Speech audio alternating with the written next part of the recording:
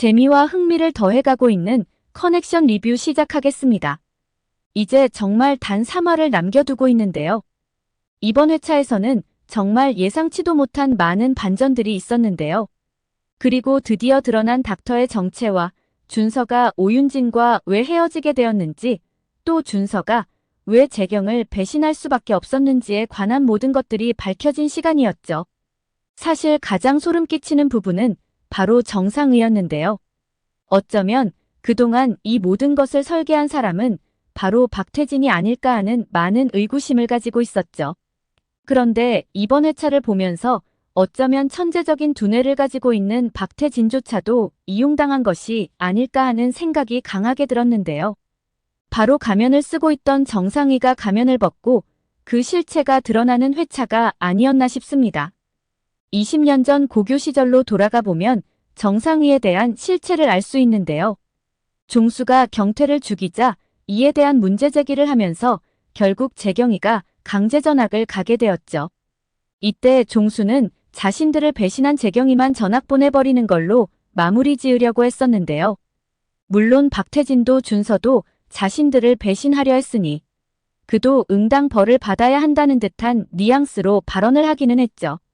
하지만 오치현과 정윤호가 그래도 결국 배신하지 않지 않았냐며 그는 봐주자고 해서 잘 마무리되는 것으로 보였는데요. 하지만 이 상황을 가만히 지켜보던 정상이가 준서와 오윤진을 헤어지게 만들어야 한다고 주장하고 나섰죠. 결국 준서와 윤진은 헤어지게 되는데요. 아마도 이 과정에서 종수 무리들이 준서를 협박을 하지 않았을까 싶죠. 만일 윤진과 헤어지지 않으면 윤진이 위험할 수도 있다고 말이죠. 결국 준서는 재경이도 자신 때문에 강제 전학을 갔고 윤진까지 자신 때문에 다칠 수도 있다는 생각에 자신의 못난 모습을 보이면서 윤진을 떠나가게 만든 것 같습니다. 사실 이때 준서가 재경을 배신할 수밖에 없었던 것도 결국 아버지 때문이었는데요. 종수 아버지가 준서 아버지한테 준서 마음을 돌리라고 무언가 알 수 없는 강한 압박을 했죠. 결국 준서 아버지 또한 제발 마음을 돌리라고 강하게 부탁을 했을 것 같은데요. 이러한 모든 상황들이 준서가 그런 선택을 할 수밖에 없게 만든 것 같습니다. 그런데 이때도 보면 모든 일의 중심에는 항상 정상이가 있었죠. 종수가 최경태를 죽인 것도 사실 정상이의 말에서 시작되었는데요. 최경태가 자신의 돈을 빼앗고 폭행을 했었다는 것이었죠. 그런데 이 모든 것이 거짓말이 아니었나 싶은데요. 사실 노규민과 최경태가 함께하는 장면을 보면 두 사람은 그렇게 폭력성을 가진 아이들은 아닌 것으로 보였죠. 게다가 종수는 이미 토지 보상 문제로 경태에 대한 감정이 좋지 않았었는데요. 정상이가 이러한 종수의 감정을 자극해 경태를 결국 죽게 만든 것이죠. 결국 오윤진과 준서가 헤어진 것도 종수가 최경태를 죽인 것도 모두 정상이가 만든 작품인 셈이죠. 11화에서는 더 결정적인 장면이 있었죠. 종수가 드디어 5천억 자금을 확보하는 장면이 있었는데요. 이제 안현시장의 허가만 받게 되면 모든 것이 일사천리로 진행되는 상황이었죠. 이것을 계기로 늘 아버지한테 칭찬받는 것을 갈구했던 종수는 잘했다는 소리를 들으며 기분이 한껏 업되어 있는데요. 자축을 하기 위해 친구들을 자신의 아지트로 모두 불러 모으죠. 축하주를 한잔하고 있을 때쯤 뒤늦게 태진이 등장하는데요.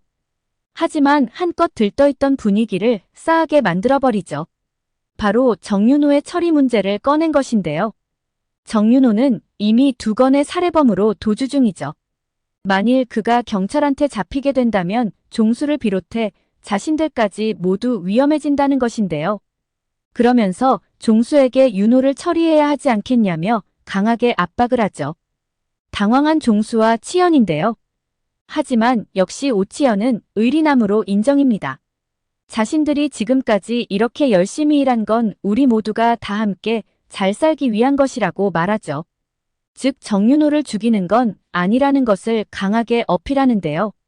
종수 또한 죽이자는 말에는 선뜻 동의하기 어려워하며 좀 더 생각을 해보자고 하죠. 정윤호가 살아있는 것에 가장 강하게 불안을 느끼는 것은 태진이죠.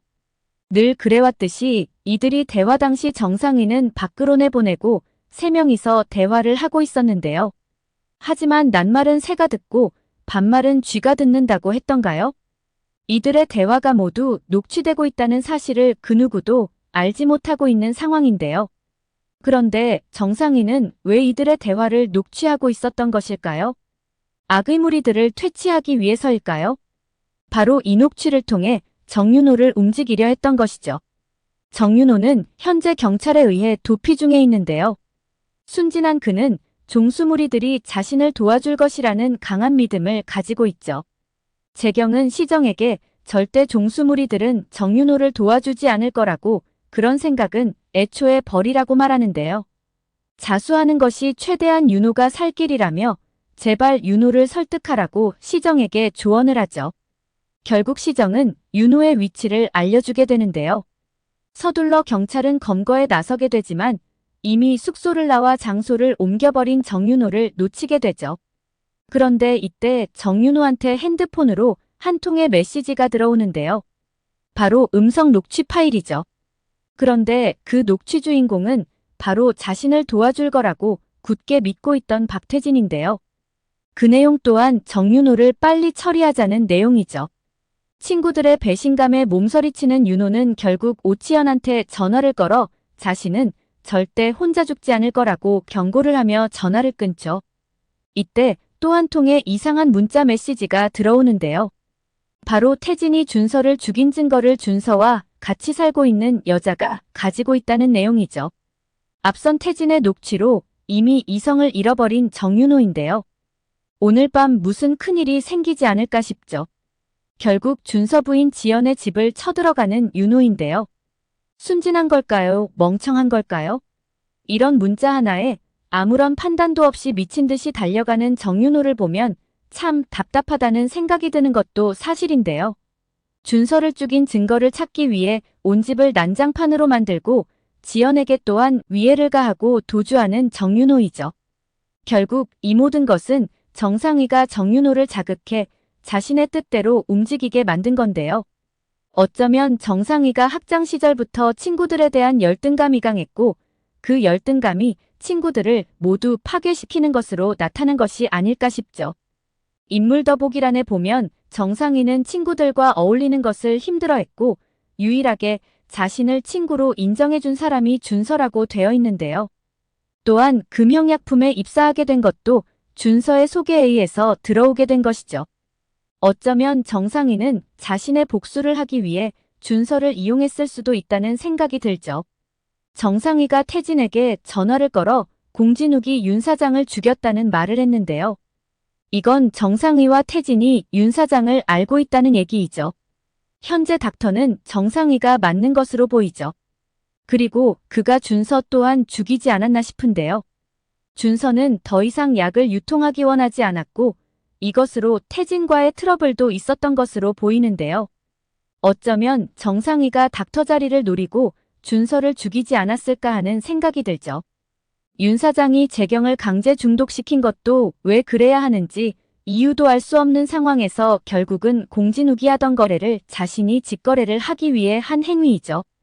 어쩌면 오치현과 정윤호가 이명국을 죽인 것도 정상위의 역할이 있었을 수도 있지 않았을까 하는 생각이 드는데요. 의리를 중시하던 오치현에게 이명국이 내부 고발을 하려 한다는 정보를 제공하며 그를 자극하게 만들지 않았을까 싶죠. 어쩌면 정상위는 소시오패스가 아닐까라는 생각이 드는데요. 가면을 쓰고 자신의 손에는 피를 묻히지 않은 채 주변 친구들의 감정을 자극해 주변 사람 모두를 파괴시키는 것이죠. 정말 그렇다면 역대급 반전이라는 생각이 듭니다. 다음 영상에서 리뷰 이어가겠습니다. 오늘 영상은 여기까지입니다. 구독, 좋아요는 언제나 제게 큰 힘이 됩니다.